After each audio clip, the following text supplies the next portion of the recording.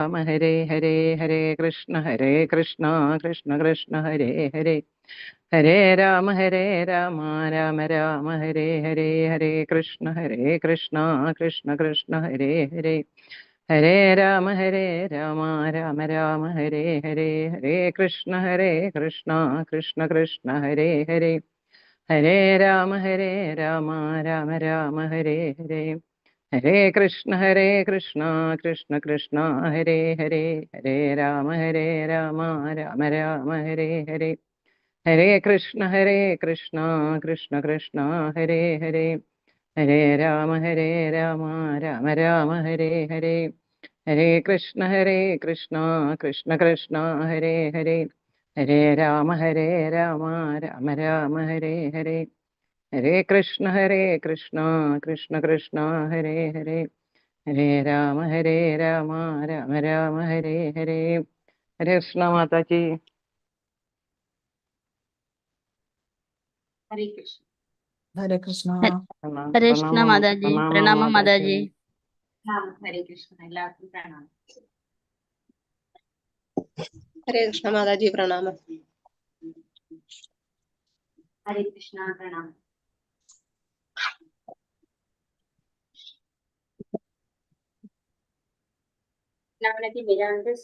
നാനാഞ്ചനാശനാദയാ ചക്ഷുരുന്മീലിതം യേന തസ്മൈ ശ്രീഗുരവേ നമഃ. ശ്രീചൈതന്യമനോഭീഷ്ടം സ്ഥാപിതം യേന ഭൂതലേ സ്വയം രൂപകഥാ മഹ്യം ദദാതി സ്വപദാന്തികം. വന്ദേഹം ശ്രീഗുരോ ശ്രീയുതപദകമലം ശ്രീഗുരു വൈഷ്ണവാംശ ശ്രീരൂപം സാഗ്രജാതം സഹഗണരഘുനാഥാന്വിതം തം സജീവം സാദ്വൈതം സാവധൂതം പരിജനസഹിതം കൃഷ്ണചൈതന്യദേവം ശ്രീരാധാ കൃഷ്ണപാദാൻ സഹഗണ ലളിതാ ശ്രീവിശാഖാന്വിതാംശ. നമ ഓം വിഷ്ണുപാദായ കൃഷ്ണപ്രേഷ്ഠായ ഭൂതലേ ശ്രീമതേ ജയപതാക സ്വാമി ഇതി നാമിനെ നമാചാര്യപാദായ നിതായ കൃപപ്രദായിനെ ഗൗരകഥാദാമതായ നഗരഗ്രാമതാരിണേ. നമോ വിഷ്ണുപാദായ കൃഷ്ണപ്രേഷ്ഠായ ഭൂതലേ ശ്രീമതേ ഭക്തിവേദാന്ത സ്വാമി ഇതി നാമിനെ നമസ്തേ സാരസ്വതേ ദേവേ ഗൗരവാണി പ്രചാരിണേ നിർവിശേഷ ശൂന്യവാദി പാശ്ചാത്യ ദേശതാരിണേ. വാഞ്ചാകൽപതരുഭ്യശ്ച കൃപാസിന്ധുഭ്യഃ പതിതാനാം പാവനേഭ്യോ വൈഷ്ണവേഭ്യോ നമോ നമഃ. ഹേ കൃഷ്ണ കരുണാ സിന്ധോ ദീനബന്ധോ ജഗത്പദേ ഗോപേശ ഗോപികാ കാന്ത രാധാ കാന്ത നമോസ്തുതേ. തപ്ത കാഞ്ചന ഗൗരംഗീ രാധേ വൃന്ദാവനേശ്വരി ശഭാനുസുതേ ദേവി പ്രണമാമി ഹരിപ്രിയേ. ജയ ശ്രീകൃഷ്ണ ചൈതന്യ പ്രഭു നിത്യാനന്ദ ശ്രീ അദ്വൈത ഗദാധര ശ്രീവാസാദി ഗൗരഭക്തവൃന്ദ. ഹരേ കൃഷ്ണ കൃഷ്ണ കൃഷ്ണ ഹരേ ഹരേ ഹരേ രാമ രാമ രാമ ഹരേ ഹരേ. ശിഷ്യാർത്ഥ ഗോവിന്ദ കോൺവെന്റിന്റെ ഷോർട്ട് ഭാഗവത ക്ലാസ്സിലേക്ക് എല്ലാ ഭക്തന്മാർക്കും സ്വാഗതം. ഹരേ കൃഷ്ണ. ഓം നമോ ഭഗവതി വാസുദേവായ. ഓം നമോ ഭഗവതേ വാസുദേവായ. ഓം നമോ ഭഗവതേ വാസുദേവായ. നിഗമകൽപതരോർഗളിതം ഫലം ശുഗമുഖാദമൃതദ്രവ സംയുതം പിബത ഭാഗവതം രസമാലയം മുഹുരഹോ രസികാ ഭുവി ഭാവുകാഃ. നാരായണം നമസ്കൃത്യ നരം ചൈവ നരോത്തമം ദേവീം സരസ്വതീം വ്യാസം തതോ ജയമുദിരയേത്. നഷ്ടപ്രായേഷു അഭദ്രേഷു നിത്യം ഭാഗവത സേവയാ ഭഗവതി ഉത്തമ ശ്ലോകേ ഭക്തിർഭവതി നൈഷ്ഠികീം. കൃഷ്ണായ വാസുദേവായ ദേവകീ നന്ദനായ ച നന്ദഗോപകുമാരായ ഗോവിന്ദായ നമോ നമഃ. ഹരേ കൃഷ്ണ. മദേകബന്ധോ മത്സംഗീൻ മദ്ഗുരോ മന്മഹാദനാ മന്നിഷ്ടാരക മദ്ഭാഗ്യ മദാനന്ദ നമോസ്തുതേ. ഗ്രന്ഥ ശ്രീമദ് ഭാഗവതം की जय. ശ്രീല പ്രഭുപാദ് की जय. ശ്രീമദ് ഭാഗവതം സ്കന്ധം 1 അധ്യായം 5 നാരദന്റെ ശ്രീമദ് ഭാഗവത നിർദ്ദേശം. ശ്ലോകം 25. 25ാമത്തെ ശ്ലോകം എടുക്കേണ്ടത് മാതാജി ഇന്ന് എന്നോട് എടുക്കാൻ പറഞ്ഞിട്ടുണ്ട്. മാതാജിക്ക് എന്തോ തിരക്കുള്ളത് കൊണ്ട് മാതാജി 25ആണ് പറഞ്ഞിരിക്കുന്നത്. ഓം നമോ ഭഗവതേ വാസുദേവായ. ഉച്ഛിഷ്ടലേപാനനുമോദിതോ ദ്വിജൈഃ സകൃത്സ്മ പുഞ്ചേത് തദപാസ്തകിൽബിഷഃ ഏവം വിശുദ്ധചേതസ തദ്ധർമ്മ ഏവാത്മരുചി പ്രജായത്തെ. ഹരേ കൃഷ്ണ. എല്ലാവർക്കും ഒരു പ്രാവശ്യം ചൊല്ലാം.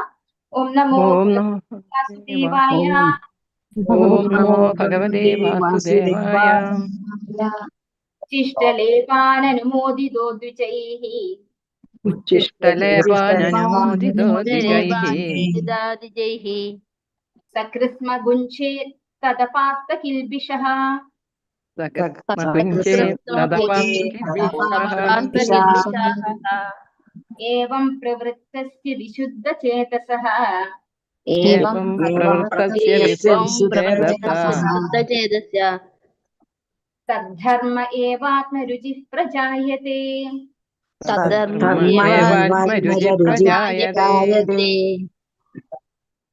ഉച്ഛിഷ്ടലേപാൻ ഭോജനാവശേഷം അനുമോദിത അനുവദിക്കുക ദ്വിജൈഹി വേദാന്തികളായ ബ്രാഹ്മണരാൽ സകൃത് ഒരിക്കൽ സ്മ ഭൂതകാലത്തിൽ മുഞ്ചേ ഭുജിച്ചു തത് ആ പ്രവൃത്തിയാൽ അപാസ്ത ഇല്ലാതായി കിൽബിഷഃ സർവപാപങ്ങളും ഏവം അപ്രകാരം പ്രവൃത്തസ്യ നിരതനായി തീരുക വിശുദ്ധ ചേതസ വിശുദ്ധ മനസ്കനായ ഒരുവന്റെ തത് ആ സവിശേഷ ധർമ്മ സ്വഭാവം ഏവ നിശ്ചയമായും ആത്മരുചി അതീന്ദ്രിയ ആകർഷണം പ്രജായതേ ആവിഷ്കൃതമായി.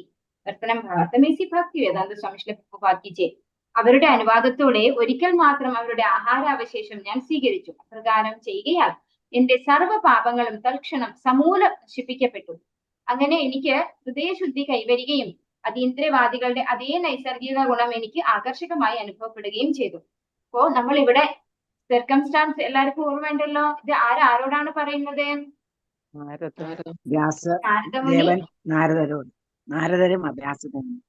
വേദവ്യാസരോട് അല്ലെ? നാരദ മഹർഷി വ്യാസദേവനോട് പറയുന്നു. സന്ദർഭം എന്താണ്? വ്യാസദേവന് എല്ലാ വേദങ്ങളും പുരാണങ്ങളും ഒക്കെ എഴുതിയിട്ടും ഒരു അസംതൃപ്തി മനസ്സിൽ അനുഭവപ്പെട്ടു. അപ്പോ അതിന്റെ കാരണം എന്തെന്ന് ആരാഞ്ഞപ്പോ ശ്രീമദ് ഭാഗവതം എഴുതാനുള്ള ഉപദേശം കൊടുത്തോണ്ടിരിക്കുകയാണ് നാരദമുനി അല്ലെ? അപ്പൊ നാരദമുനി സ്വന്തം കഥ, അതായത് സ്വന്തം ജീവചരിത്രം, പൂർവ്വജന്മ കഥയാണ് ആർക്ക് പറഞ്ഞു കൊടുക്കുന്നത്? ഇപ്പോ വേദവ്യാസന് പറഞ്ഞു കൊടുക്കുന്നത്. കഴിഞ്ഞ ശ്ലോകത്തില് നമ്മൾ എന്താ കണ്ടത് ഓർമ്മയുണ്ടോ? കഴിഞ്ഞ ലാസ്റ്റ് ശ്ലോകത്തില് വിവർത്തനം ഞാൻ വായിക്കാം. സ്വഭാവപരമായി നിഷ്പക്ഷമായിരുന്നിട്ടും ആ വേദാന്ത അനുവർത്തികൾ അവരുടെ അഹൈതുകമായ കൃപയാൽ എന്നെ അനുഗ്രഹിച്ചു. എന്നെ സംബന്ധിച്ചിടത്തോളം ബാലനായിരുന്നിട്ട് കൂടി ഞാൻ ആത്മനിയന്ത്രണമുള്ളവനും അനുസരണശീലമുള്ളവനും വിനോദങ്ങളിൽ താല്പര്യമില്ലാത്തവനുമായിരുന്നു. മാത്രവുമല്ല ആവശ്യത്തിലധികം സംസാരിക്കുന്ന പ്രകൃതവും എനിക്കില്ലായിരുന്നു. അപ്പൊ ഇതിൽ ലാസ്റ്റിലത്തെ വരികളുണ്ടല്ലോ, ബാലനായിരുന്നിട്ട് കൂടി ഞാൻ ആത്മനിയന്ത്രണമുള്ളവനും അനുസരണശീലമുള്ളവനും വിനോദങ്ങളിൽ താല്പര്യമില്ലാത്തവനുമായിരുന്നു. മാത്രവുമല്ല ആവശ്യത്തിലധികം സംസാരിക്കുന്ന പ്രകൃതവും എനിക്കില്ലായിരുന്നു. ഇത് എന്താണ്? ഒരു ഭക്തന് വേണ്ടുന്ന ക്വാളിറ്റിയാണിത് അല്ലെ? അതുകൊണ്ടാണ് വേദാന്തികൾ എന്ത് കാണിച്ചത്? അവര് അഹൈതുകമായ കൃപ ചൊരിഞ്ഞു എന്നാണ് പറയുന്നത് അല്ലെ? അങ്ങനെ ഒരു കൃപ ചൊരിഞ്ഞു. പക്ഷെ ആ ചൊരിഞ്ഞപ്പോ അത് സ്വീകരിക്കാൻ ആർക്ക് സാധിച്ചു? ഇന്ദ്രിയ നിയന്ത്രണമുള്ള നാരദ മഹർഷിക്ക്, അല്ലെങ്കിൽ നാരദ മഹർഷിയുടെ പൂർവ്വജന്മത്തിലുള്ള കുട്ടിക്ക് അത് സ്വീകരിക്കാൻ സാധിച്ചു. ആ കുട്ടിക്ക് ഇന്ദ്രിയ നിയന്ത്രണം ഉണ്ടായിരുന്നു. അമിതമായിട്ട് സംസാരിക്കുകയും അതുപോലെ അനുസരണക്കേട് കാണിക്കുകയും ചെയ്യുന്ന ഒരു സ്വഭാവം ആർക്കില്ലായിരുന്നു? പൂർവ്വജന്മത്തിലുള്ള നാരദ മഹർഷി ആയിട്ടുള്ള ആ കുട്ടിക്ക് ഇല്ലായിരുന്നു എന്ന് പറയണ്ടായി അല്ലെ? ഇനി ഈ ശ്ലോകത്തിൽ എന്താ പറയുന്നത്? ആ വേദാന്തികൾ, അതായത് കുറച്ച് വേദാന്തികളുടെ സേവനത്തിൽ ഏർപ്പെട്ടിരിക്കുകയായിരുന്നു നാരദമുനി അല്ലെ? അമ്മയോടൊപ്പം ഒരു ദാസീപുത്രനായിട്ട്, ശാപം കിട്ടിയ കാര്യമൊക്കെ മാതച്ചി പറഞ്ഞിട്ടുണ്ടാവും. ദാസീപുത്രനായി ജനിച്ചിട്ട് ഈ വേദാന്തികൾക്ക് സേവനം ചെയ്യാൻ നിയോഗിക്കപ്പെട്ടിരിക്കുന്നു പൂർവ്വജന്മത്തിലുള്ള നാരദ ബ്രഹ്മർഷി ഒരു കുട്ടിയായിരിക്കുന്ന സമയത്ത്. അപ്പൊ അങ്ങനെ അവരുടെ അനുവാദത്തോടെ ഒരിക്കൽ മാത്രം അവരുടെ ആഹാരാവശേഷം ഞാൻ സ്വീകരിച്ചു. അപ്രകാരം ചെയ്യുകയാൽ എന്റെ സർവ്വ പാപങ്ങളും തൽക്ഷണം സമൂലം നശിപ്പിക്കപ്പെട്ടു. അങ്ങനെ എനിക്ക് ഹൃദയശുദ്ധി കൈവരികയും അതീന്ദ്രിയവാദികളുടെ അതേ നൈസർഗിക ഗുണം എനിക്ക് ആകർഷകമായി അനുഭവപ്പെടുകയും ചെയ്തു. അപ്പോ ആ വേദാന്തികളുടെ അനുവാദത്തോടു കൂടി ഒരു തവണ അവരുടെ ഉച്ഛിഷ്ടം, അതായത് അവര് സ്വീകരിച്ച പ്രസാദത്തിന്റെ ബാക്കി ഭാഗം, നമ്മൾ ഉച്ഛിഷ്ടം എന്നൊക്കെ പറയുമ്പോൾ ഇങ്ങനെ കഴിക്കാൻ കൊള്ളരുതാത്ത അങ്ങനെയല്ല കേട്ടോ, നല്ല രീതി, അതായത് കഴിക്കബിൾ ആയിട്ടുള്ള അങ്ങനെയുള്ള ഒരു പ്രസാദമാണ്. അതായത് മഹാപ്രസാദാണ്. ഈ വേദാന്തികളൊക്കെ കഴിച്ചു കഴിഞ്ഞാൽ അതിന്റെ ബാക്കി കഴിക്കാന്ന് പറഞ്ഞാൽ അത് മഹാപ്രസാദാണ്. ആ മഹാപ്രസാദം കഴിച്ച് സർവ പാപങ്ങളും ഇല്ലാതെയായി നാരദ ബ്രഹ്മർഷിയുടെ പൂർവ്വജന്മത്തിലുള്ള കുട്ടിയായിരിക്കുന്ന സമയത്ത് എല്ലാ പാപങ്ങളും നശിപ്പിക്കപ്പെട്ടു എന്നാണ് ഇവിടെ പറഞ്ഞത്. അങ്ങനെ എനിക്ക് ഹൃദയശുദ്ധി കൈവരികയും അവരുടെ അതേ നൈസർഗിക ഗുണം എനിക്ക് ആകർഷകമായി അനുഭവപ്പെടുകയും ചെയ്തു.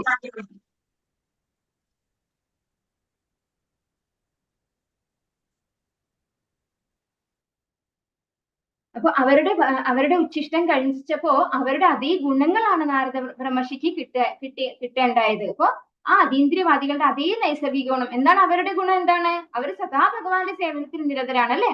അതുകൊണ്ടാണ് അവരെ ഭക്തി വേദാന്തികൾ എന്നാണ് അവരെ പറഞ്ഞിട്ടുള്ളത് ഇവിടെ.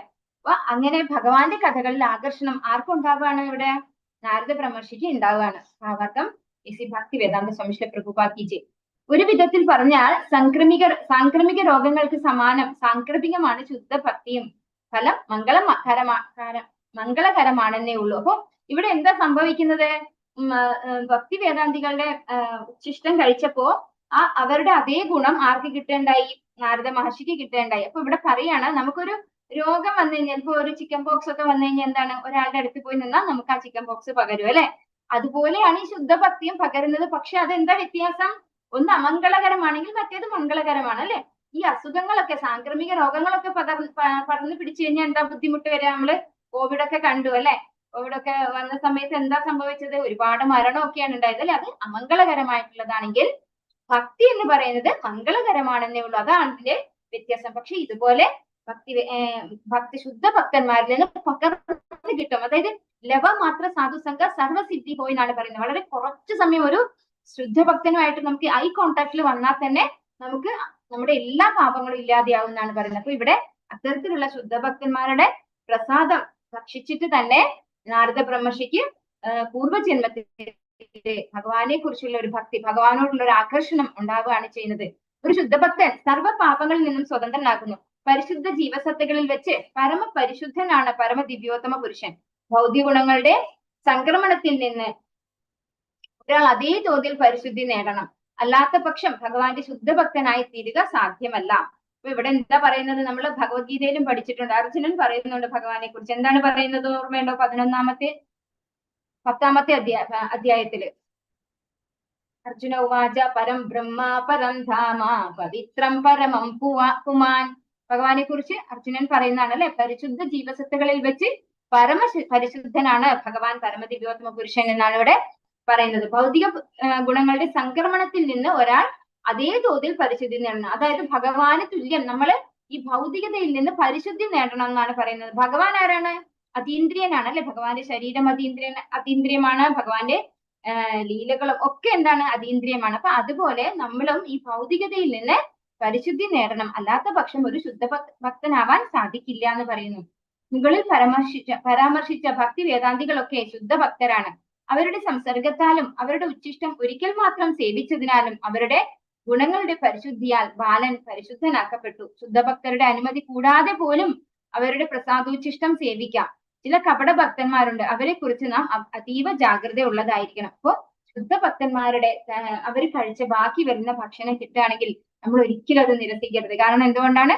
അവർ ഒരുപാട് സ്റ്റെപ്പ് പ്രോസസ് ഒക്കെ കഴിഞ്ഞിട്ടാവും ശുദ്ധഭക്തന്മാരായിട്ടുണ്ടാവുക അല്ലെ. പക്ഷെ നമുക്ക് അതേ ഗുണത്തിലേക്ക് എത്താൻ വളരെ എളുപ്പത്തിലുള്ള ഒരു വഴിയാണ് അവരുടെ കയ്യിൽ നിന്ന് അവർ കഴിച്ചതിന്റെ ബാക്കി പ്രസാദം കഴിക്കുന്നത്. ഇത്രയും ഈസി വേ ആണ്. വളരെ എളുപ്പത്തിൽ നമുക്ക് ഭക്തി കിട്ടും. അതുപോലെ ഇവിടെ ചില കപട ഭക്തന്മാരുണ്ട്, അവരെ കുറിച്ച് നമ്മൾ ജാഗ്രതയുള്ളവരായിരിക്കണം എന്ന് പറയുന്നു. ഭക്തിയുടെ സേവനത്തിൽ പ്രവേശിക്കുന്നതിന് നിരവധി തടസ്സങ്ങളുണ്ട്. എന്നാൽ ശുദ്ധഭക്തരുടെ സംസർഗത്തിലൂടെ എല്ലാ വിഘ്നങ്ങളെയും ദൂരീകരിക്കാം. അങ്ങനെ ഒരു അഭിനവ ഭക്തൻ പ്രായേണ ശുദ്ധഭക്തന്റെ അതീന്ദ്ര ഗുണങ്ങളാൽ സമൃദ്ധനായി തീരുന്നു. അതായത് പരമ ദിവ്യോത്തമ പുരുഷന്റെ നാമരൂപ ഗുണ ലീലാദികളിൽ ആകർഷിതനായി തീരുന്നു എന്നർത്ഥം. അപ്പൊ ഒരു ശുദ്ധഭക്തനുമായിട്ട് നമുക്ക് സംസർഗത്തിൽ വരാൻ പറ്റിയാൽ, ഐ കോണ്ടാക്റ്റിൽ വരാൻ പറ്റിയാൽ നമ്മുടെ എല്ലാ പാപങ്ങളും ഇല്ലാതെയാവും. അതുപോലെ അവരുടെ പ്രസാദം, അവരുടെ ഉച്ഛിഷ്ടം കഴിക്കാൻ സാധിച്ചാൽ നമ്മുടെ ഉള്ളിലുള്ള എല്ലാ അമംഗളങ്ങളും ഇല്ലാതെയായി നമുക്ക് ഭഗവാനിൽ ഭക്തി കിട്ടുന്നതാണ് പറയുന്നത്. ഭഗവാന്റെ നാമരൂപ ലീലകളിൽ ആകർഷിതരാകും. നമുക്ക് ഭാഗവതമൊക്കെ കേൾക്കാൻ ഭയങ്കര രുചി ഉണ്ടാവും. അത് ആ വ്യത്യാസം നമുക്ക് മനസ്സിലാവുക എപ്പോഴാണ്? നമ്മൾ ഈ അസത്ത് ആയിട്ടുള്ള, നമ്മള് ഭഗവത്ഗീതയിലും ഒക്കെ പഠിക്കുന്നുണ്ട് അല്ലെ, അസത്ത് ആയിട്ടുള്ള ആളുകൾ, അതായത് ഈ ശരീരബോധത്തിൽ മാത്രം എപ്പോ സംസാരിക്കുമ്പോഴും ഈ ശരീരത്തെക്കുറിച്ചും അതിന്റെ സുഖസൗകര്യങ്ങളെ കുറിച്ചും അതിനെപ്പറ്റി മാത്രം സംസാരിക്കുന്ന ആളുകളെയാണ് അസത്ത് എന്ന് പറയുന്നത്. ഈ അസത്ത് ആയിട്ടുള്ള ആളുകളുമായിട്ട് നമ്മൾ കുറച്ചു സമയം അധികം മിങ്കിൾ ചെയ്തിട്ട് പിന്നെ നമ്മൾ ഭഗവാന്റെ കഥകൾ കേൾക്കുമ്പോൾ നമുക്ക് അതിനോടൊരു രുചി തോന്നില്ല, ഇഷ്ടം തോന്നില്ല. അതേസമയം നമ്മൾ ശുദ്ധഭക്തന്മാരുമായിട്ട്, ഭഗവാന്റെ ഭക്തന്മാരുമായിട്ട് ഭഗവാനെ കുറിച്ച് സംസാരിച്ച് ഭഗവാന്റെ കഥകൾ കേൾക്കുമ്പോൾ നമുക്ക് ആ ഒരു ചെറിയ ഒരു സമയം കൊണ്ട് തന്നെ നമുക്ക് ആ ഒരു വ്യത്യാസം മനസ്സിലാക്കാൻ സാധിക്കും. അപ്പോൾ ശുദ്ധഭക്തന്മാരുമായിട്ട് കോണ്ടാക്റ്റിൽ വന്നു കഴിഞ്ഞാൽ നമുക്ക് ഭഗവാന്റെ നാമരൂപ ഗുണലീലാദികൾ ആകർഷിതനായി തീരും. ശുദ്ധഭക്തന്റെ ഗുണങ്ങൾ സംക്രമിക്കാൻ സെക്കൻഡ്.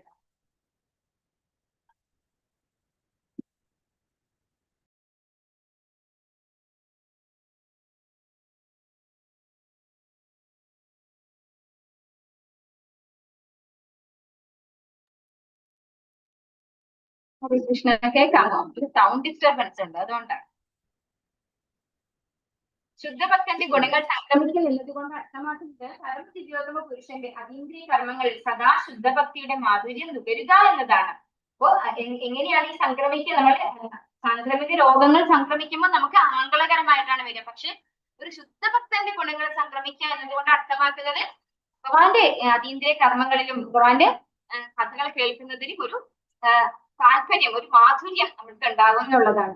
ഈ അതീന്ദ്രിയ സ്വാദ് തൽക്ഷണം സർവ ഭൗതിക വിഷയങ്ങളെയും അരിച്ചുള്ളതാക്കുന്നു. ആകയാൽ ഒരു ശുദ്ധഭക്തൻ ഭൗതിക പ്രവർത്തനങ്ങളിൽ പിന്നെ ഒരിക്കലും ആകർഷിതനാകുന്നില്ല. ഭക്തിയുടെ സേവന പാതയിലെ സർവ അനർത്ഥങ്ങളും നിവൃത്തി വന്നതിനു ശേഷം നിവൃത്തി വന്നതിന് ശേഷം ഒരാൾക്ക് ക്രമേണ ഭക്തിയിൽ നിഷ്ഠ, ശ്രേഷ്ഠമായ രുചി, ഭഗവാനോട് ആസക്തി, അതീന്ദ്രിയ ഭാവവികാരങ്ങൾ, ആത്യന്തികമായി ഭഗവാന്റെ അതീന്ദ്രിയ പ്രേമയുക്ത സേവനത്തിൽ നിലയുറപ്പിക്കൽ എന്നിവ യാഥാർത്ഥ്യമാകുന്നു. ഈ സർവ അവസ്ഥകളും ശുദ്ധ ഭക്ത സംസർഗത്താലാണ് പുഷ്ടി പ്രാപിക്കുന്നതിന് ഈ ശ്ലോകസാരം. അപ്പോൾ ഈ ശ്ലോകത്തിൽ പറഞ്ഞു തരികയാണ് ഭഗവാന്റെ ശുദ്ധഭക്തനിലൂടെ സംക്രമിച്ച് കിട്ടുന്നതാണ് ഭഗവാനോടുള്ള ആ ഒരു രുചി, അല്ലെ, ഭഗവാനോടുള്ള ഒരു ആസക്തി. ഇതൊക്കെ നമുക്ക് ഉണ്ടാകും. അതിന്റെ ഓരോ സ്റ്റെപ്പ് ബൈ സ്റ്റെപ്പ് ആയിട്ടാണ് പറയുന്നത്. നിഷ്ഠ, രുചി, ഭഗവാനോട് ആസക്തി, അതീന്ദ്രിയ ഭാവവികാരങ്ങൾ, ആത്യന്തികമായി ഭഗവാന്റെ പ്രേമം, അല്ലെ, ഭഗവാനോടുള്ള പ്രേമയുദ്ധ ഭക്തിയുദ്ധ സേവനം, ഇതൊക്കെ നമുക്ക് ഒരു ശുദ്ധ ഭക്തനിൽ നിന്നാണ് സാംക്രമികമായിട്ട് അങ്ങനെ കിട്ടുകയാണ് ചെയ്യുന്നത്. അപ്പോ നമ്മൾ എത്രയും അധികം ശ്രദ്ധിക്കേണ്ടത് എന്താണ്? നമ്മൾ ഈ സത്സംഗങ്ങൾ നമ്മൾ ശ്രദ്ധിക്കണം. അതുപോലെ ശുദ്ധ ഭക്തന്മാരുടെ കൂടെ നമുക്ക് എവിടെയെങ്കിലും പോകാനോ അവരെ കാണാനോ പറ്റുന്ന അവസരങ്ങൾ നമ്മൾ അവരുമായിട്ട് ഒരുപാട് സംസാരിക്കേണ്ടതിന്റെയോ അല്ലെങ്കിൽ സംശയം നിവർത്തിക്കേണ്ടതിന്റെയോ ഒന്നും ആവശ്യമില്ല. വെറുതെ അവരെ ഒന്ന് കണ്ട് നമസ്കരിച്ചാൽ തന്നെ നമുക്ക് തനിയെ നമ്മളുടെ ഉള്ളിലേക്ക് വരുന്നതാണ് ഈ ഭഗവാനോടുള്ള ഒരു ആസക്തി. അങ്ങനെ നമുക്ക് ഈ ഭഗവാന്റെ കഥകൾ കേൾക്കുന്നതിൽ നല്ല താല്പര്യവും ആകർഷണവും ഒക്കെ നമുക്ക് തോന്നും. അങ്ങനെ നമുക്ക് ഭക്തിയിൽ പെട്ടെന്ന് പ്രോഗ്രസ് ചെയ്യാനും സാധിക്കും. ഓം നമോ ഭഗവതേ വാസുദേവായ. തത്രാന്വഹം കൃഷ്ണ കഥാ പ്രഗായതാം അനുഗ്രഹേണ ശൃണവം മനോഹരാഃ താശ്രദ്ധയാമേനുപദം വിശൃണ്വതഃ പ്രിയശ്രവസ്യംഗമമാഭവദ്രുചിഃ. എല്ലാവർക്കും ഒരു പ്രാവശ്യം ചൊല്ലാം. ഓം നമോ ഭഗവതേ വാസുദേവായ. ഓം നമോ ഭഗവതേ വാസുദേവായ. തത്രാന്വഹം കൃഷ്ണ കഥാ പ്രഗായതാം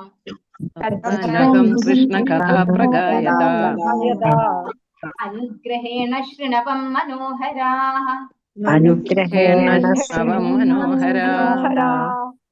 സാശ്രദ്ധയാമേനുപദം വിശൃണ്വതഃ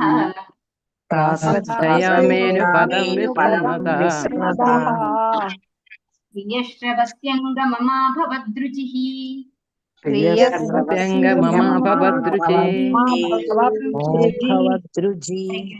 ഹരേ കൃഷ്ണ. തത്ര അപ്പോൾ ഞാൻ ഭഗവാൻ കൃഷ്ണന്റെ കർമ്മങ്ങളുടെ ആഖ്യാനങ്ങൾ.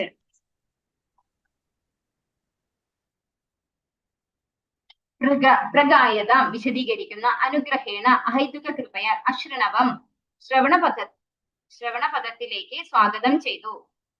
മനോഹരാഹ മനസ്സിനെ ആകർഷിക്കുന്ന, താഹ അവർ, ശ്രദ്ധയ ആദരപൂർവകമായി, മേ എനിക്ക്, അനുപദം ഓരോ പദത്തിലും, വിശൃണ്വതഃ ശ്രദ്ധാപൂർവം ശ്രവിക്കുന്ന, പ്രിയശ്രവസി പരമദിവ്യോത്തമ പുരുഷന്റെ അംഗ, ഹേ വ്യാസദേവ, മമ എനിക്ക്, അഭവത് ഇവിധം സംഭവിച്ചു, രുചി രുചി. വർത്തനം ഭാവാർത്ഥം എത്തി ഭക്തി വേദാന്ത സ്വാമി ശ്രീ പ്രഭുപാദ് ജി. അല്ലയോ വ്യാസദേവ, ആ മഹാവേദാന്തികളുടെ സംസർഗത്താലും അവരുടെ കൃപയാലും ശ്രീകൃഷ്ണ ഭഗവാന്റെ സർവ്വ ആകർഷകമായ ലീലകൾ അവരിൽ നിന്നും ശ്രവിക്കുവാൻ സാധ്യമായി. അപ്രകാരം ശ്രദ്ധാപൂർവം ശ്രവിക്കുക വഴി പരമദിവ്യോത്തമ പുരുഷനെ കുറിച്ച് കേൾക്കാനുള്ള എന്റെ അഭിരുചി പടിപടിയായി വളർന്നുകൊണ്ടേയിരുന്നു. അപ്പൊ ഇവിടെയും നമുക്ക് ഈ പാരഗ്രാഫിലെ അവസാനം എന്താണ് പറഞ്ഞത്? അപ്രകാരം ശ്രദ്ധാപൂർവം ശ്രവിക്കുക വഴി പരമദിവ്യോത്തമ പുരുഷനെ കുറിച്ച് കേൾക്കാനുള്ള എന്റെ അഭിരുചി പടിപടിയായി വളർന്നുകൊണ്ടേയിരുന്നപ്പോ ഭക്തി വേദാന്തികളിൽ നിന്ന് പ്രസാദം സ്വീകരിച്ചു. അതുപോലെ തന്നെ അവർ എന്തുകൂടെ പറഞ്ഞു കൊടുത്തു? അവരുടെ കൃപയാലെ ഭഗവാന്റെ സർവ്വ ആകർഷകമായ ലീലകൾ അവരിൽ നിന്നും ശ്രദ്ധിക്കാൻ സാധ്യമായി എന്നാണ് പറയുന്നത്, അല്ലെ? ഇത്തരത്തിലുള്ള, അതായത് ഈ കുട്ടിയുടെ ഒരു സ്വഭാവം അവർക്ക് നന്നായി മനസ്സിലായി. അമിതമായിട്ട് ഇന്ദ്രിയ ആസക്തി ഇല്ലാത്തൊരു കുട്ടിയായിരുന്നു. അതുപോലെ അവരുടെ പ്രസാദം അവർ ആദ്യം കൊടുത്തു അല്ലെ, ആദ്യം അങ്ങനെ ആ കുട്ടിയെ അനുഗ്രഹിച്ചു. എന്നിട്ട് ആ ഒരു പ്രസാദം സേവിക്കുന്നതിലൂടെ തന്നെ ആ കുട്ടിക്ക് എന്താണ്, എല്ലാ പാപങ്ങളിൽ നിന്നും മുക്തനായി ഭഗവാന് ആകർഷണം ലഭിച്ചു. അപ്പൊ വളരെ ശ്രദ്ധാപൂർവം അവര് ഭഗവാനെ കുറിച്ച് പറഞ്ഞു കൊടുക്കുന്നത് കേൾക്കാൻ ആർക്ക് സാധിച്ചു? പൂർവ ജന്മത്തില് നാരദ ബ്രഹ്മർഷി ഒരു കുട്ടിയായി വന്നപ്പോ അല്ലെ, ഒരു സൂതപുത്രനായിട്ട് ദാസിപുത്രനായിട്ട് വന്ന സമയത്ത് അങ്ങനെ ഭക്തി വേദാന്തികൾ പറഞ്ഞു കൊടുക്കുന്ന കഥകൾ വളരെ ശ്രദ്ധയോടുകൂടി, ഭഗവാനെ കുറിച്ചുള്ള കഥകള് ശ്രദ്ധയോടുകൂടി വേണം നമ്മൾ കേൾക്കാൻ എന്നാണ് പറയുന്നത്. അങ്ങനെ കേൾക്കുമ്പോ എന്താണ് സംഭവിക്കുന്നത്? ഭഗവാനെ കുറിച്ച് കേൾക്കാനുള്ള അഭിരുചി പടിപടിയായി വളർന്നുകൊണ്ടേയിരുന്നു എന്നാണ് പറയുന്നത്. അപ്പൊ ശുദ്ധഭക്തന്മാരിൽ നിന്ന് നമ്മൾ ഭഗവാന്റെ കഥകൾ, അപ്പൊ ടീച്ചിങ് ക്ലാസ് ഒക്കെ വെക്കും അല്ലെ, ശുദ്ധഭക്തന്മാര് അങ്ങനെയുള്ളവരുടെ അതൊക്കെ കേട്ട് കഴിഞ്ഞാൽ നമ്മുടെ ഉള്ളിൽ ഭഗവാനെ കുറിച്ച് അറിയാനും ഭഗവാന്റെ കാര്യങ്ങൾ കേൾക്കാനും ഭഗവാനോട് ഭക്തിത സേവനത്തിൽ ഏർപ്പെടാനുള്ള ഒരു ഇഷ്ടം, ഒരു ആസക്തി ഇത് കൂടിക്കൂടി വരികയാണ് ചെയ്യാം. ഭാവാർത്ഥമേസി ഭക്തി വേദാന്ത സ്വാമികളെ പ്രതിപാദിച്ചേ പരമദിവ്യോത്തമ പുരുഷനായ ശ്രീകൃഷ്ണ ഭഗവാൻ തന്റെ വ്യക്തിഗത രൂപലക്ഷണങ്ങളാൽ മാത്രമല്ല അവിടുത്തെ അതീന്ദ്രിയ കർമ്മങ്ങളാലും ആകർഷകനാണ്. എന്തുകൊണ്ടെന്നാൽ നിരപേക്ഷനായ ഭഗവാൻ തന്റെ നാമം, യശസ്, രൂപം, ലീലകൾ, പാർഷദർ, പരിച്ഛദങ്ങൾ തുടങ്ങിയവയുടെ കാര്യത്തിലും പരാശ്രയം കൂടാതെ പരിപൂർണനാണ്. ഭഗവാൻ തന്നുടെ അഹൈതുകമായ കാരുണ്യത്താൽ ഈ ഭൗതിക ലോകത്ത് അവരോഹണം ചെയ്യുകയും മാനവർ ഭഗവാനിൽ ആകൃഷ്ടനായി ഭഗവത് ധാമത്തിലേക്ക് മടങ്ങിച്ചെല്ലാൻ കഴിവുള്ളവരായി തീരുക എന്ന ഉദ്ദേശത്തോടെ ഭഗവാൻ സ്വയം മനുഷ്യരൂപത്തിൽ നിരവധി അതീന്ദ്രിയ ലീലകൾ പ്രദർശിപ്പിക്കുകയും ചെയ്യുന്നു. ഇവിടെ എന്താ പറയുന്നത്? ഭഗവാന്റെ വ്യക്തിഗത രൂപലക്ഷണങ്ങളാൽ മാത്രമല്ല അവിടുത്തെ അതീന്ദ്രിയ കർമ്മങ്ങളാലും ആകർഷകനാണ്. അപ്പോ ഭഗവാന്റെ കർമ്മങ്ങളും എന്താണ് വ്യക്തി രൂപങ്ങളിൽ മാത്രമല്ല, ഭഗവാന്റെ വ്യക്തി രൂപത്തിൽ മാത്രമല്ല ഭഗവാന്റെ കർമ്മങ്ങളുടെ രൂപത്തിലും നമ്മൾക്കൊക്കെ ആകർഷകനാണ്. എന്തുകൊണ്ടെന്നാൽ നിരപേക്ഷനായ ഭഗവാൻ തന്റെ നാമം, യശസ്, രൂപം, ലീലകൾ, പാർഷദർ, പരിച്ഛദങ്ങൾ തുടങ്ങിയവയുടെ കാര്യത്തിലും പരാശ്രയം കൂടാതെ പരിപൂർണനാണ്. അപ്പൊ ഭഗവാൻ ഇതിന്റെ ഒന്നും ആവശ്യമില്ല അല്ലെ, എല്ലാം കൊണ്ടും ഭഗവാൻ എന്താണ്, പരിപൂർണനാണ്. എങ്ങനെ പരിപൂർണനാണ്? നാമം കൊണ്ട്. നാമം എന്ന് പറഞ്ഞാൽ എന്താണ്? സ്വയം ഭഗവാൻ തന്നെയാണ് അല്ലെ. നാമവും നാമിയും ഡിഫറെന്റ് അല്ല എന്നാണ് പറയുന്നത്. അതുപോലെ ഭഗവാന്റെ യശസ്, രൂപം, ലീലകൾ, പാർഷദർ ഇതൊക്കെ എന്താണ്, ഭഗവാൻ തന്നെയാണെന്നാണ് പറയുന്നത്. എല്ലാ കാര്യത്തിലും ഭഗവാൻ പരിപൂർണനാണ്. തന്നുടെ അഹൈതുകമായ കാരുണ്യത്താൽ ഈ ഭൗതിക ലോകത്ത് അവരോഹണം ചെയ്യുന്നു. ഭഗവാൻ നമ്മളോടുള്ള കാരുണ്യം കൊണ്ടാണ് ഇവിടെ വരുന്നത്. അല്ലാണ്ട് ഭഗവാന് എന്തെങ്കിലും ആസ്വദിക്കേണ്ടതിന്റെയോ അല്ലെങ്കിൽ ഭഗവാൻ എന്തെങ്കിലും കാര്യസാധ്യത്തിന്റെയോ ഒന്നും ആവശ്യമില്ല. ഭഗവാൻ എന്തിനാണ് ഇവിടെ വരുന്നത്? ഭഗവത്ഗീതയിൽ 2 കാരണം പറയുന്നുണ്ട് അല്ലെ. ഒന്നെന്താണ്? ധർമ്മത്തെ പുനഃസ്ഥാപിക്കാനായിട്ടല്ലേ, അധർമ്മത്തെ ഇല്ലായ്മ ചെയ്ത് ധർമ്മത്തെ പുനഃസ്ഥാപിക്കാൻ വരുന്നു. പിന്നെയോ തന്റെ ശുദ്ധ ഭക്തന്മാരെ സംരക്ഷിക്കാൻ വേണ്ടി വരുന്നു അല്ലെ. ആ കൂടെ ദുഷ്ടന്മാരെ നിഗ്രഹിക്കുകയും ചെയ്യുന്നു ഭഗവാൻ. അപ്പൊ അത് ഭഗവാന്റെ കാരുണ്യം കൊണ്ടാണ് വരുന്നത് എന്നാണ് പറയുന്നത്. മാനവർ ഭഗവാനിൽ ആകൃഷ്ടരായി ഭഗവത് ധാമത്തിലേക്ക് മടങ്ങിച്ചെല്ലാൻ കഴിവുള്ളവരായി തീരുക എന്ന ഉദ്ദേശത്തോടെ ഭഗവാൻ സ്വയം മനുഷ്യരൂപത്തിൽ നിരവധി അതീന്ദ്രിയ ലീലകൾ പ്രദർശിപ്പിക്കുകയും ചെയ്യുന്നു. അപ്പൊ നമുക്കൊക്കെ ചിലപ്പോൾ സംശയം തോന്നും, ഭഗവാൻ എന്തിനാണ് ഇങ്ങനെയുള്ള ലീലകളൊക്കെ? ഭഗവാൻ ഒന്നും വേണ്ടാന്ന് പറയുന്നു. ഭഗവാൻ ശ്രീകൃഷ്ണനായി വന്നിട്ട് വെണ്ണകെട്ട് തിന്നുന്നു, ഗോപികമാരുടെ വസ്ത്രം അപഹരിക്കുന്നു അല്ലെ. അതുപോലെ ഒരുപാട് ലീലകള്, കളിയും അങ്ങനെയുള്ള ഒരുപാട് ലീലകള് ഭഗവാൻ കാണിക്കുന്നു. എന്തിനാണ് ഭഗവാൻ ഇതൊക്കെ കാണിക്കുന്നത്? ഈ ഒരു കാര്യത്തിനാണ്. കാരണം നമുക്ക് സ്വാഭാവികമായിട്ട് ഭഗവാനിൽ ആകർഷണം ഇല്ല അല്ലെ. ഭഗവാന്റെ ലീലകളൊക്കെ ഇങ്ങനെ കാണുകയും കേൾക്കുകയും ചെയ്യുമ്പോൾ നമ്മളിൽ ഉള്ള എന്താ വരിക? ഭഗവാനോടൊരു ഭക്തി വരും. അതുവഴി എന്താ നമുക്ക് പറ്റുക? നമുക്ക് എന്താ സംഭവിക്കുക? ജന്മകർമ്മജമേ ദിവ്യം ഏവം യോ വേതി തത്വതഃ തിക്ത്വാ ദേഹം പുനർജന്മ നൈതി മാമേതി സോർജുന അല്ലെ. ഭഗവാന്റെ ജന്മങ്ങളും കർമ്മങ്ങളും ഒക്കെ ഇങ്ങനെ കാണുകയും കേൾക്കുകയും ഒക്കെ പരസ്പരം സംസാരിക്കുകയും ഒക്കെ ചെയ്യുമ്പോൾ നമുക്ക് ഈ ഭൗതിക ലോകത്തിന് മുക്തി ലഭിക്കുന്നു. നമുക്ക് ഇവിടെ വീണ്ടും ജനിച്ചു മരിക്കേണ്ടി വരില്ല. ലൗകിക പ്രവർത്തനങ്ങൾ നിർവഹിക്കുന്ന നിരവധി വ്യക്തിത്വങ്ങളുടെ ചരിത്രങ്ങളും ആഖ്യാനങ്ങളും ശ്രവിക്കാനുള്ള സ്വാഭാവിക പ്രവണത മനുഷ്യർക്കുണ്ട്. അത്തരം പ്രവൃത്തികളാൽ തങ്ങളുടെ വിലപ്പെട്ട സമയം പാഴാക്കുകയും അങ്ങനെ ഭൗതിക പ്രകൃതിയുടെ ത്രിഗുണങ്ങൾക്ക് സ്വയം അടിമയായി തീരുന്നു എന്നും അവർ മനസ്സിലാക്കുന്നില്ല. ഇവിടെ എന്താ പറയുന്നത്? നമ്മളൊക്കെ പണ്ട് സ്കൂളിൽ പഠിക്കുന്ന കാലത്ത്, ചെറിയ കുട്ടികളായിരുന്ന സമയത്ത് 10ാം ക്ലാസ്സിലൊക്കെ പഠിക്കുമ്പോൾ ഹിസ്റ്ററി പഠിക്കാറുണ്ടല്ലേ. അവിടെ എന്താ പഠിക്കാറുള്ളത്? ഓരോരോ ചെറിയ ചെറിയ രാജാക്കന്മാരുടെ പ്രവൃത്തികളെ കുറിച്ചും അവരുടെ നിയമങ്ങളെ കുറിച്ചും അല്ലെ. അവരുണ്ടാക്കിയ എന്താ, എനിക്ക് ഇപ്പോഴും ഓർമ്മ വരുന്നുണ്ട്, മുഹമ്മദ് ബിൻ തുഗ്ലക്ക അങ്ങനെ എന്താ പറഞ്ഞിട്ട് അവരുടെ ഭരണ പരിഷ്കാരങ്ങളും അല്ലെ. ഇതൊക്കെ പഠിക്കുമ്പോ എന്താ സംഭവിക്കുന്നത്? നമ്മുടെ വിലപ്പെട്ട സമയം പാഴായി പോന്നു. ആർക്കെങ്കിലും പ്രയോജനം ഉണ്ടായിട്ടുണ്ടോ ആ കഥകളൊക്കെ കേട്ടിട്ട്? ഒരാൾക്കും പ്രയോജനം ഇല്ല അല്ലെ. നമ്മുടെ വിലപ്പെട്ട സമയം പാഴായി പോകുന്നു. നമ്മള് ഈ ഭൗതിക പ്രകൃതിയുടെ ത്രിഗുണങ്ങൾക്ക് അടിമയായി തീരുന്നു എന്നാണ് പറയുന്നത്. പക്ഷെ എന്താണത്? നമ്മള് മനസ്സിലാക്കുന്നില്ല. നമ്മൾ ഓരോരുത്തരും വളരെ ബുദ്ധിമുട്ടി കഷ്ടപ്പെട്ട് ബൈഹാർട്ട് പഠിച്ചത് എന്തായിരുന്നു? വേസ്റ്റേജ് ഓഫ് ടൈം ആയിരുന്നു. ഇങ്ങനെ സമയം പാഴാക്കുന്നതിന് പകരം തൽസ്ഥാനത്ത് ഭഗവാന്റെ അതീന്ദ്രിയ ലീലകളിൽ ശ്രദ്ധ തിരിക്കുന്ന പക്ഷം ആത്മീയ വിജയം പ്രാപിക്കാം. ഭഗവത് ലീലാഖ്യാന ശ്രവണത്തിലൂടെ പരമദിവ്യോത്തമ പുരുഷനുമായി നാം നേരിട്ട് സമ്പർക്കത്തിലാകുകയും മുമ്പ് പ്രസ്താവിച്ചതുപോലെ പരമദിവ്യോത്തമ പുരുഷനെ സംബന്ധിച്ച് ശ്രവിക്കുന്നത് വഴി ലൗകിക ജീവിതത്തിന്റെ സർവ്വ പാപ സഞ്ചയങ്ങളും അന്തരംഗത്തിൽ നിന്ന് പൂർണ്ണമായും ഇല്ലാതാകുകയും ചെയ്യുന്നു. ശരിക്കും പറഞ്ഞാൽ അത്തരത്തിലുള്ള കഥകളും അതുപോലെയുള്ള ഹിസ്റ്ററിയൊക്കെ പകരം ഇങ്ങനെയുള്ള നമ്മുടെ ഭാഗവതത്തിലൊക്കെ ഒരുപാട് കഥകളുണ്ടല്ലേ ഭഗവാനെ സംബന്ധിക്കുന്ന.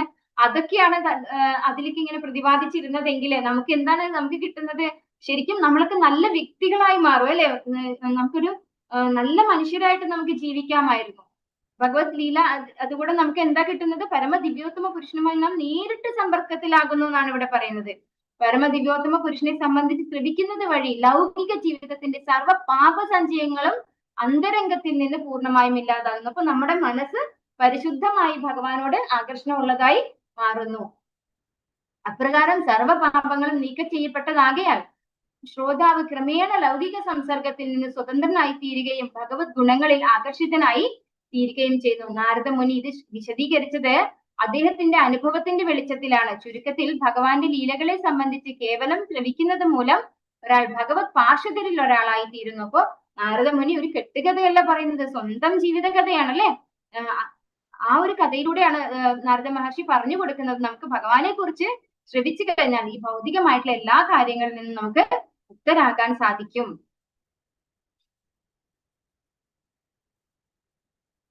അങ്ങനെ ശ്രവിക്കുന്നത് മൂലം ഭഗവാന്റെ പാർഷദന്മാരിൽ ഒരാളായി തീരാൻ നമുക്ക് സാധിക്കുന്നു എന്നാണ് ഇവിടെ നാരദ മഹർഷി പറയുന്നത്.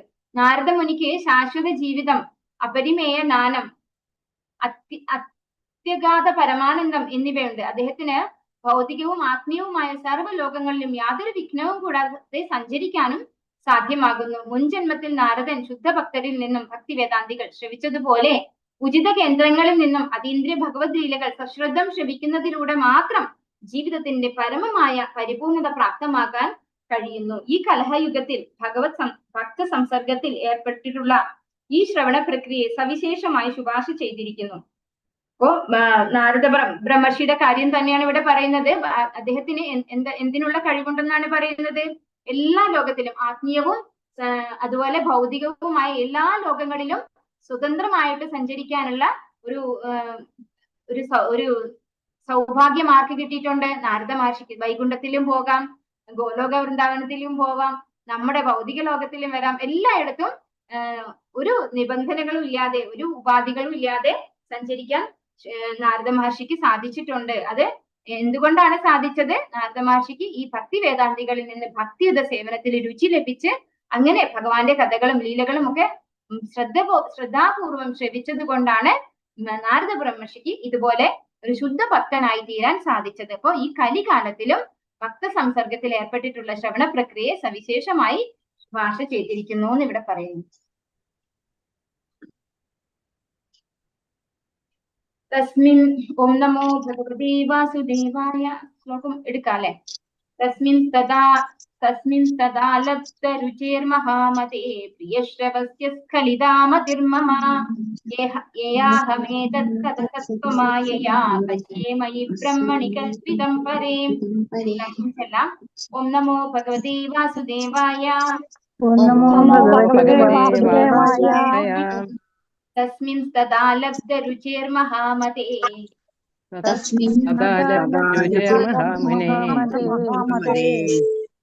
യശ്രവസ്യാ സ്ഖലിതാമതിർമമ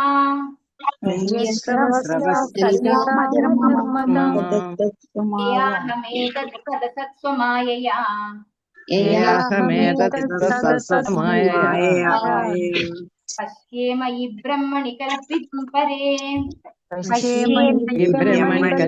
പരേ. ഹരേ കൃഷ്ണ. തസ്മിൻ അത് അപ്രകാരമാകയാൽ സദാ ആ സമയം ലബ്ധ പ്രാപ്തമാക്കി മഹാമതേ അല്ലയോ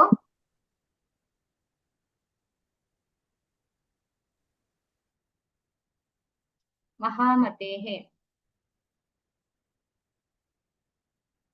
അല്ലയോ ശ്രേഷ്ഠ മുനെ പ്രിയശ്രവസി ഭഗവാനിൽ അസ്കലിതാമതിഹി നിർവിഘ്നമായ ശ്രദ്ധ, മമ എന്റെ, യയാ ഏതിൽ, അഹം ഞാൻ, ഏതത് അവയെല്ലാം, സത് അസത് സ്ഥൂലവും സൂക്ഷ്മവും, സ്വമായ സ്വന്തം അജ്ഞതയാൽ, പശ്യേ ദർശിക്കുന്നു, മൈ എന്നിൽ, ബ്രഹ്മണി പരമോന്നതൻ, കൽപ്പിതം അംഗീകരിച്ചു, പരേ അതീന്ദ്രിയമായതിൽ.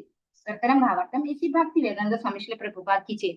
അല്ലയോ മഹാമുനെ, പരമദിവ്യോത്തമ പുരുഷനിൽ അഭിരുചി ആർജിച്ച ഉടൻ തന്നെ ഭഗവത് ശ്രവണത്തിനുള്ള എന്റെ ശ്രദ്ധ പിൻവലിക്കാനാവാത്ത വിധം നിർവിഘ്നമായി തീർന്നു. എന്റെ ശ്രവണ അഭിരുചി പുഷ്ടിപ്പെടവേ ഈ സൂക്ഷ്മവും സ്ഥൂലവുമായ ആവരണങ്ങളെ ഞാൻ സ്വീകരിച്ചിരിക്കുന്നത് എന്റെ അജ്ഞതയാൽ മാത്രമാണെന്നും, വാസ്തവത്തിൽ ഭഗവാൻ ഞാൻ അതായത് ഭഗവാനും ഞാനും ഇരുവരും ദിവ്യ വ്യക്തിത്വങ്ങളാണെന്നും എനിക്ക് മനസ്സിലായി തുടങ്ങി. അപ്പോ നാരദ ബ്രഹ്മർഷി പറയാണ്, ഭഗവാന്റെ കഥകൾ കേൾക്കാൻ ഒരു ആസക്തി, രുചി, അങ്ങനെ അത് കിട്ടിയ ഉടനെ തന്നെ ഭഗവാന്റെ ശ്രവണത്തിലുള്ള, അതായത് ഒട്ടും അത് കേൾക്കാതിരിക്കാൻ പറ്റാതിരിക്കുന്ന ഒരു അവസ്ഥ, അതാണ് ഇവിടെ പറയുന്നത്. എന്റെ ശ്രദ്ധ പിൻവലിക്കാനാവാത്ത വിധം നിർവിഘ്നമായി തീർന്നു.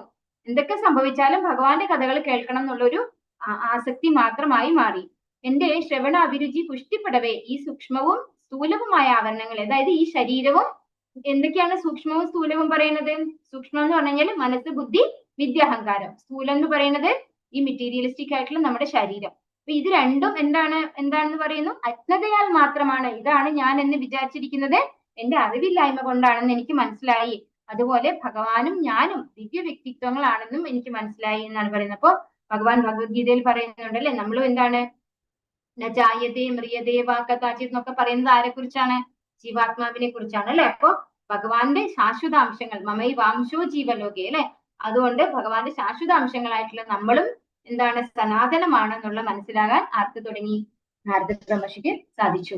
ഭാവാർത്ഥമേസി ഭക്തി വേദാന്ത സ്വാമിശ്രീ പ്രഭുപാദ് കി ജയ്. ഭൗതിക അസ്തിത്വത്തിലെ അജ്ഞതയെ അന്ധകാരത്തോട് ഉപമിച്ചിരിക്കുന്നു. മാത്രവുമല്ല സർവ്വവേദ സാഹിത്യങ്ങളിലും പരമദിവ്യോത്തമ പുരുഷനെ സൂര്യനോട് ഉപമിച്ചിരിക്കുന്നു. എവിടെ പ്രകാശമുണ്ടോ അവിടെ അന്ധകാരത്തിന് നിലനിൽപ്പില്ല. ഭഗവത് ലീലാശ്രവണം തന്നെ ഭഗവാനുമായുള്ള അതീന്ദ്രിയ സംഗമമാകുന്നു. എന്തെന്നാൽ ഭഗവാനും അവിടുത്തെ അതീന്ദ്രിയ ലീലകളും തമ്മിൽ യാതൊരു വ്യത്യാസവുമില്ല. പരമപ്രകാശവുമായി ബന്ധപ്പെടുക എന്നാൽ സർവ്വ അജ്ഞതയെയും അകറ്റിക്കളയുക എന്നാണ്. ജീവാത്മാവും ഭഗവാനും ഭൗതിക പ്രകൃതിയുടെ ഉൽപ്പന്നങ്ങളാണെന്ന് ബദ്ധാത്മാവ് ചിന്തിക്കുന്നത് അജ്ഞതയാൽ മാത്രമാണ്. എന്നാൽ പരമാർത്ഥത്തിൽ പരമദിവ്യോത്തമ പുരുഷനും ജീവാത്മാക്കളും അതീന്ദ്രിയരാണ്. അവർക്ക് ഭൗതിക പ്രകൃതിയോട് യാതൊരു ഇടപാടുമില്ല. അപ്പൊ ഇവിടെ എന്താ പറയുന്നത്? നമുക്ക് ഈ ഭൗതിക അസ്തിത്വത്തിലെ അജ്ഞതയെ എന്തിനോടാണ് ഉപമിക്കാന്ന് പറയുന്നത്? അത് അന്ധകാരമാണ്. അതുപോലെ ഭഗവാൻ എന്തിനോടാണ് ഉപമിച്ചിരിക്കുന്നത്? സൂര്യനോടാണ് ഉപമിച്ചിരിക്കുന്നത്. സൂര്യൻ എന്താണ്? നമുക്ക് സദാ പ്രകാശം തരാണ് അല്ലെ. അപ്പൊ നമുക്ക് അജ്ഞത, അതായത് ജ്ഞാനം കിട്ടിക്കഴിഞ്ഞാൽ എന്തില്ല? അന്ധകാരമില്ല. അപ്പൊ അതുപോലെ സൂര്യൻ ഉദിച്ചു കഴിഞ്ഞാൽ എന്താണ്? അവിടെ ഇരുട്ടുണ്ടാവുന്നില്ല അല്ലെ. അതുപോലെയാണ് ഭഗവാൻ എന്ന് പറയുന്നത്, സൂര്യനെ പോലെയാണ്. അപ്പൊ ഭഗവാനെ സംബന്ധിക്കുന്ന ജ്ഞാനം നമുക്ക് കിട്ടുമ്പോൾ നമുക്ക് പ്രകാശമാണ്, നമ്മുടെ ഉള്ളില് അന്ധകാരം ഇല്ലാതെയാവുകയാണ് ചെയ്യുന്നത്. ഭഗവാന്റെ ലീലാശ്രവണം എന്ന് പറഞ്ഞു കഴിഞ്ഞാൽ ഭഗവാനെ കുറിച്ച് കേൾക്കുന്നതും ഭഗവാനുമായിട്ട് നേരിട്ട് സംവദിക്കുന്നതും ഒരുപോലെയാണെന്ന് പറയുന്നത്. അതായത് ഭഗവാനുമായുള്ള അതീന്ദ്രിയ സംഗമമാണ് ഭഗവാനെ കുറിച്ച് കേൾക്കുന്നത് എന്നാണ് ഇവിടെ പറഞ്ഞു തരുന്നത്. ഭഗവത് ലീലാശ്രവണം തന്നെ ഭഗവാനുമായുള്ള അതീന്ദ്രിയ സംഗമമാകുന്നു. എന്തെന്നാൽ ഭഗവാനും അവിടുത്തെ അതീന്ദ്രിയ ലീലകളും തമ്മിൽ യാതൊരു വ്യത്യാസവുമില്ല. അപ്പൊ ഭഗവാന്റെ ലീലകളും ഭഗവാൻ തന്നെയാണ്.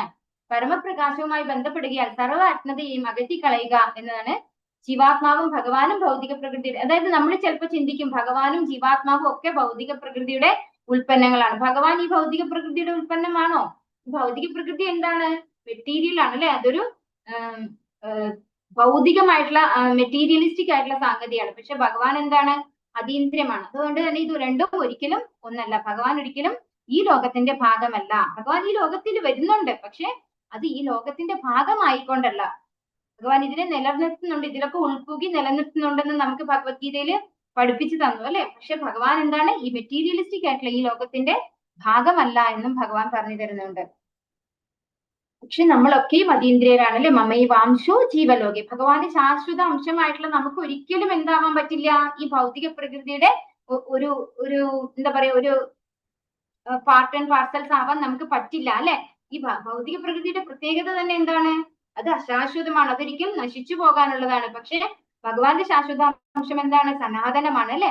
അതുകൊണ്ടാണ് ഇവിടെ പറയുന്നത് പരമാർത്ഥത്തിൽ പരമദിവ്യോത്തമ പുരുഷനും ജീവാത്മാക്കളും അതീന്ദ്രിയങ്ങളാണ്. അവർക്ക് ഭൗതിക പ്രകൃതിയോട് യാതൊരു ഇടപാടുമില്ല. ഒരുവന്റെ അജ്ഞത നശിക്കുകയും പരമദിവ്യോത്തമ പുരുഷനെ കൂടാതെ യാതൊന്നിനും നിലനിൽപ്പില്ലെന്ന് പൂർണ്ണമായി മനസ്സിലാക്കുകയും ചെയ്യുമ്പോൾ അവിദ്യ അകലുന്നു. സ്ഥൂലവും സൂക്ഷ്മവുമായ ശരീരങ്ങളും പരമപുരുഷനിൽ നിന്നുള്ള ഉദ്ഭവങ്ങളാകുകയാൽ ദിവ്യജ്ഞാനത്തിന്റെ പ്രകാശം ഒരാളെ അവ രണ്ടിനെയും ഭഗവത് സേവനത്തിൽ നിയുക്തമാക്കാൻ അനുവദിക്കുന്നു. ഇവിടെ എന്താ പറഞ്ഞു തരുന്നത്? ഭഗവാൻ ഇല്ലാതെ ഒന്നിനും നിലനിൽപ്പില്ല. ഭഗവാൻ എല്ലാറ്റിലും ഉൾക്കൂട്ടി അതിനെ നിലനിർത്തുന്നു ഭഗവത്ഗീതയിൽ പറഞ്ഞിട്ടുണ്ട് അല്ലെ. ഭഗവാൻ എന്താ ഭഗവത്ഗീതയിൽ പറഞ്ഞിരിക്കുന്നത്? ഈശ്വര സർവഭൂതാനി ഹൃദ്ദേശേർജുന തിഷ്ഠതി ഭ്രാമയൻ സർവഭൂതാനി യന്ത്രാരൂഢാനി മായയാ. അല്ലെ, ഭഗവാൻ ഇല്ലാതെ ഒന്നിനും നിലനിൽപ്പില്ല. ഭഗവാൻ ഉള്ളത് കൊണ്ടാണ് നമ്മൾ ഒരു യന്ത്രം പോലെ വർക്ക് ചെയ്യുന്നത് എന്ന് ഭഗവാൻ പറഞ്ഞു തരുന്നുണ്ട്. സ്ഥൂലവും സൂക്ഷ്മവുമായ ശരീരങ്ങളും പരമപുരുഷനിൽ നിന്നുള്ള ഉദ്ഭവം. അതായത് ഈ സ്ഥൂലവും സൂക്ഷ്മവുമായിട്ടുള്ളതും ആരിൽ നിന്ന് വന്നിട്ടുള്ളതാണ്? ഭഗവാനിൽ നിന്ന് വന്നിട്ടുള്ളതാണ്. അതുകൊണ്ട് തന്നെ നമ്മളത് എന്ത് ചെയ്യണം? അത് ഭഗവാന്റെ സേവനത്തിലേക്ക് ഉൾപ്പെടുത്തണം. അപ്പൊ ഇത് രണ്ടുകൊണ്ടും നമുക്ക് ഭഗവാന്റെ സേവനം ചെയ്യാൻ സാധിക്കുന്നു. ഭഗവാന് സേവനം സമർപ്പിക്കുന്ന പ്രവർത്തനങ്ങളിൽ ജലം കൊണ്ടുവരിക, ക്ഷേത്രം വൃത്തിയാക്കുക, ഭഗവാനെ വന്ദിക്കുക തുടങ്ങിയവ. അതായത് ഇങ്ങനെ ഓരോ സേവനങ്ങളും നമുക്ക് നമ്മുടെ ഈ ഇന്ദ്രിയങ്ങൾ കൊണ്ട് ഭഗവാന് ചെയ്യാൻ സാധിക്കും.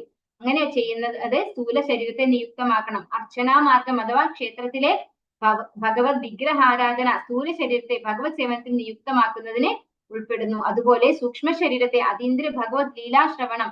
സൂക്ഷ്മ ശരീരത്തെ എങ്ങനെയാണ് നമുക്ക് ഭഗവാന്റെ സേവനത്തിൽ എൻഗേജ് ചെയ്യിപ്പിക്കാൻ സാധിക്കുക? ഭഗവാന്റെ കഥകൾ കേൾക്കുക, പിന്നെ ഭഗവത് സ്മരണം, ഭഗവത് നാമജപം തുടങ്ങിയവയിൽ നിയുക്തമാക്കണം. ഇത്തരം പ്രവർത്തനങ്ങളെല്ലാം അതീന്ദ്രിയങ്ങളാണ്. സൂക്ഷ്മവും സ്ഥൂലവുമായ ഇന്ദ്രിയങ്ങൾ ഒന്നിനെയും മറ്റൊന്നിലും വ്യാപരിപ്പിക്കരുത്. അത്തരം അതീന്ദ്രിയ പ്രവർത്തനങ്ങളുടെ സാക്ഷാത്കാരം സംഭവ്യമാകുന്നത് ഭക്തി സേവനത്തിൽ മുതിർന്നവരുടെ മേൽനോട്ടത്തിലുള്ള അനേകം വർഷങ്ങളായുള്ള പ്രായോഗിക പരിശീലനത്താലാണ്. എന്നാൽ കേവലം കൃഷ്ണ കഥാശ്രവണത്തിലൂടെ ഇവിടെ നാരദ മുനിക്ക് സംഭവിച്ചതുപോലെ പരമപുരുഷനോടുള്ള സ്നേഹം നിറഞ്ഞ ആകർഷണം ഒരുവനിൽ ഉദിച്ചു എങ്കിൽ അതായിരിക്കും ഏറ്റവും ഫലപ്രദം. അപ്പോ നമ്മുടെ സൂക്ഷ്മവും സ്ഥൂലവുമായിട്ടുള്ള ശരീരം എല്ലാം എന്തിനു വേണ്ടി ഉപയോഗിക്കണം? ഭഗവാന്റെ സേവനത്തിൽ നമ്മൾ നിരതരാക്കണം. അതുപോലെ ഭഗവാൻ അതീന്ദ്രിയരായിട്ടുള്ള ശുദ്ധഭക്തന്മാരിൽ നിന്ന് ശ്രവിച്ചതിലൂടെ അവരുടെ ഉച്ഛിഷ്ടം കഴിച്ചതിലൂടെ തന്നെ നാരദ മുനിക്ക് വളരെ പെട്ടെന്ന് ഭഗവാന്റെ ഭക്തിയിലേക്ക് വരാൻ സാധിച്ചു. അതാണ് ഇവിടെ പറയുന്നത്. എന്നാൽ കേവലം കൃഷ്ണ കഥാശ്രവണത്തിലൂടെ അത്തരത്തിലുള്ള ശുദ്ധഭക്തന്മാരുടെ, നമ്മള് മായാവാദികളിൽ നിന്നല്ല കേൾക്കേണ്ടത്, യഥാർത്ഥത്തിലുള്ള ഗുരുശിഷ്യ പരമ്പരയിലൂടെ വന്നിട്ടുള്ള ആചാര്യന്മാരിൽ നിന്ന് ഭഗവാന്റെ കഥകൾ ശ്രവിക്കുന്നതിലൂടെ നാരദ മുനിക്ക് സംഭവിച്ചതുപോലെ പരമപുരുഷനോടുള്ള സ്നേഹം നിറഞ്ഞ ആകർഷണം ഒരുവനിൽ അങ്ങനെ ഉദിച്ചു വരും. അതായിരിക്കും ഏറ്റവും ഈസി മാർഗം, അല്ലെ, ഏറ്റവും ഫലപ്രദമായ മാർഗം. അതായത് നമ്മൾ പരിശ്രമം കൊണ്ട് ഭക്തിയിലേക്ക് വരുന്നതിനേക്കാൾ ഒരുപാട് എളുപ്പമാണ് ശുദ്ധ ഭക്തന്മാരുടെ കോണ്ടാക്ട് വന്നിട്ട് അവരിൽ നിന്ന് ഭഗവാനെ കുറിച്ച് കേട്ട് ഭക്തിയിലേക്ക് വരുന്നത് എന്നാണ് ഇവിടെ പറഞ്ഞു തരുന്നത്. ഹരേ കൃഷ്ണ. വാഞ്ചാകൽപതരൂപേശ്ച കൃപാ സിന്ധുഭ്യേവ ച പതിതാനാം പാവനേഭ്യോ വൈഷ്ണവേഭ്യോ നമോ നമഃ. അനന്തകോടി വൈഷ്ണവൃന്ദി की जय, श्री प्रभुपाद की जय, गुरु महाराज की जय, निताय गौर प्रेमानंदे. हरि हरि बोल. हरे कृष्णा. सर्वं श्री